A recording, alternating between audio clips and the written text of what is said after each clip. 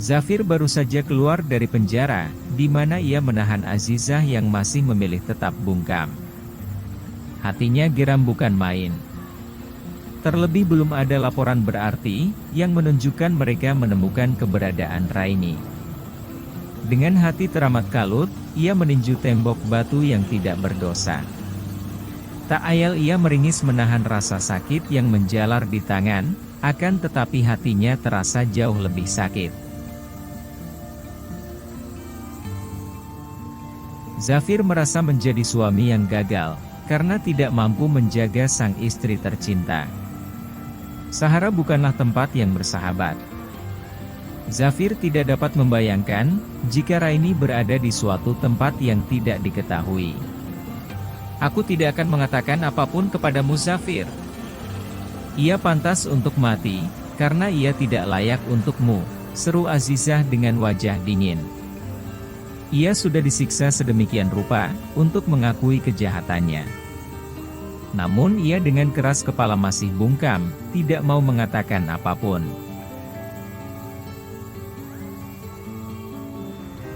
Maaf Yang Mulia.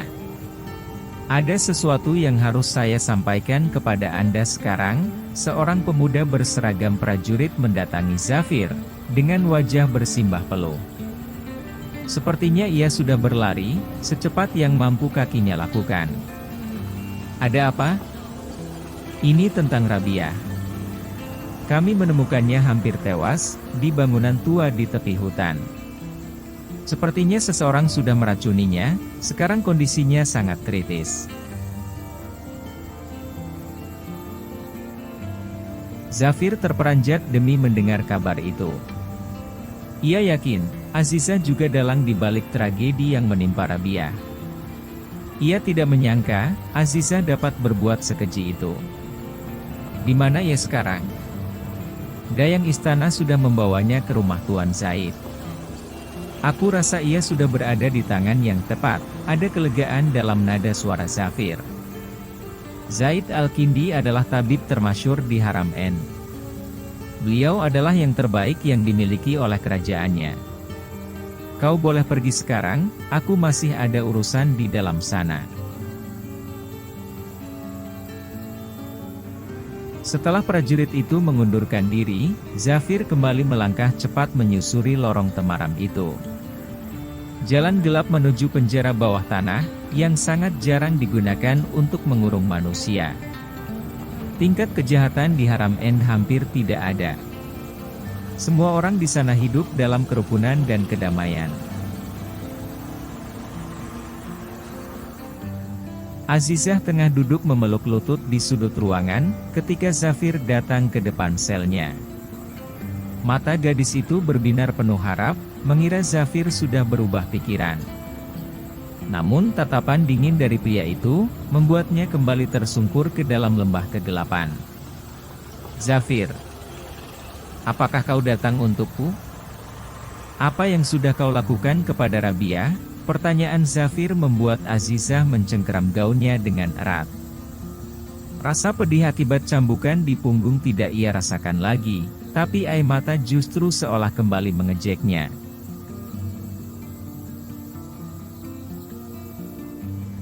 Zafir, apakah kau tidak dapat memikirkan aku saja? Ratap Azizah dengan nada pilu. Aku sudah menyingkirkannya demi dirimu. Gadis itu pantas mati karena berani membelanya di hadapanku. Ia pantas mati seperti gadis asing itu, karena tidak mau menurut kepadaku. Hanya aku yang pantas bersanding denganmu. Lihat aku Zafir. Memangnya apa yang kurang dariku?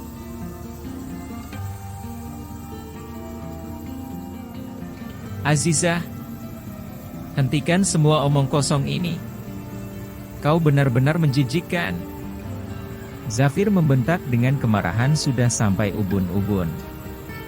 Ia segera memalingkan wajah, ketika melihat Azizah mulai nekat membuka satu persatu pakaian yang melapisi tubuh.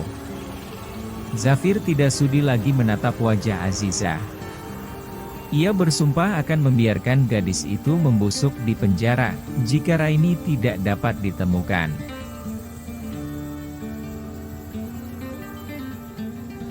Tidak ada rasa kasihan kepada gadis itu.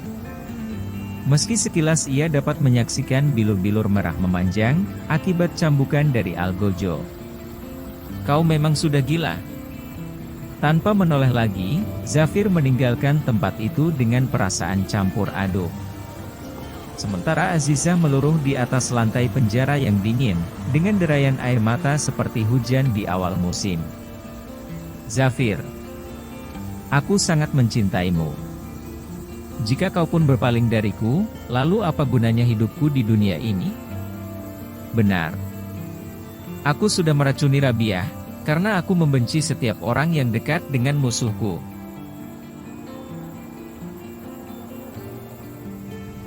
Dengan tubuh bergetar hebat, Azizah mulai memunguti pakaiannya satu persatu.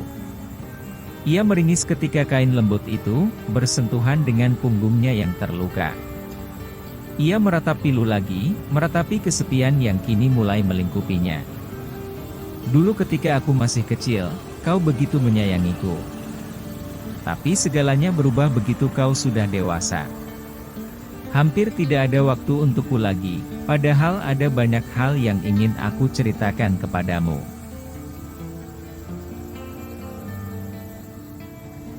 Tangan Azizah mengambil sebuah botol kecil dari dalam saku gaun.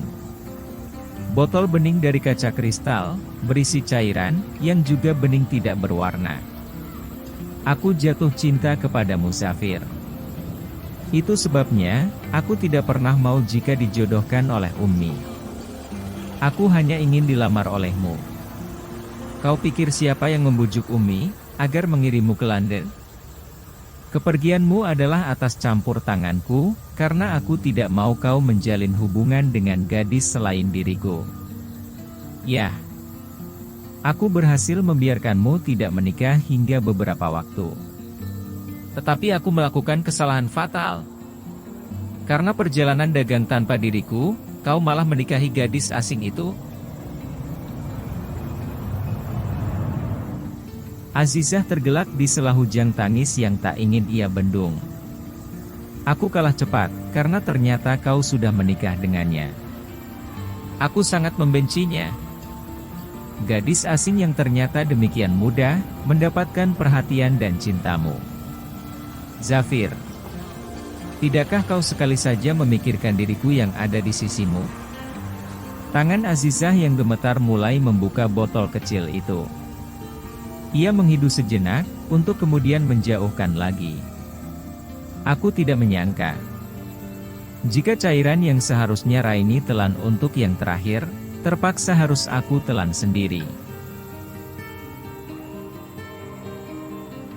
Azizah membelai botol itu dengan lembut, seolah ia memang tidak peduli lagi kepada dirinya sendiri. Ia patah hati, ia merasa telah kehilangan segalanya di dalam hidup. Benaknya hanya dipenuhi kilasan masa kecil bahagia di dalam istana, di mana ia merasa memiliki keluarga yang utuh. Zafir selalu memperlakukannya dengan sangat baik. Pria itu menyayanginya, seolah ia memang istimewa di dalam kehidupan pria kecilnya. Hingga ia terjerat dalam pesona, seiring usia mereka yang bertambah. Betapa ia diam-diam, selalu memperhatikan seluruh kegiatan keseharian Zafir.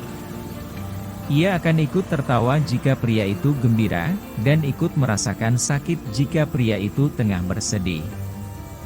"Jika aku tidak dapat memilikimu di dunia ini, maka aku berharap kita dapat berjodoh di akhirat kelak. Selamat tinggal Zafir, cinta sejatiku. Pria pertama dan terakhirku. Aku mencintaimu selamanya, meski dunia ini akan berakhir beberapa detik lagi."